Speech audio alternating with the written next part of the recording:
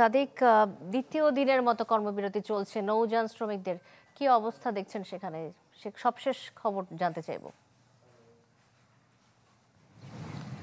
শান্তা, আমার পেছনে কিন্তু শীতলক্ষ্যা প্রবহমান এবং এখানে যদি স্বাভাবিক সময়ের কথাটি বলি তাহলে কিন্তু এখানে পণ্য যে পরিবহন সেগুলির কিন্তু জাহাজ নিয়মিত চলাচল করে থাকে। কিন্তু গতকাল থেকে বিশেষ করে আজকে কিন্তু নারায়ণগঞ্জের শীতলক্ষ্যার যে প্রবহমানের মধ্যে কিন্তু জাহাজ কিন্তু একদমই চলতে দেখা যায়নি। মেঘনাতে কিন্তু চাঁদপুরের যে শ্রমিক নিহতের যে হত্যা, সেই হত্যার কিন্তু বিচারের দাবি এবং সেই সাথে যে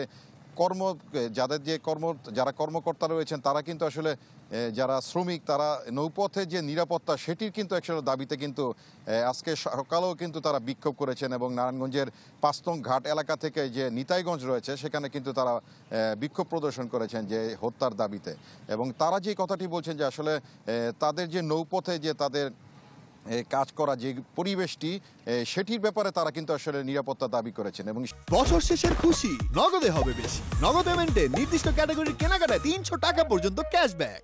সেই সাথে যদি পণ্য ওঠানামার বিষয়টি জানাই তাহলে কিন্তু একদমই নারায়ণগঞ্জে যে বিভিন্ন পণ্য ওঠানামা রয়েছে সেটি কিন্তু লোড আনলোড একদমই কিন্তু বন্ধ রয়েছে। এবং এই সাথে যেই সকল সম্পৃক্ত যে সকল মিল কারখানা রয়েছে সেখানে পণ্য সরবরাহ কিন্তু সকাল থেকে বেশ কয়েকজন সাথে কথা বলেছি, সেই ঘাটতির কথা কিন্তু তারা জানাচ্ছেন।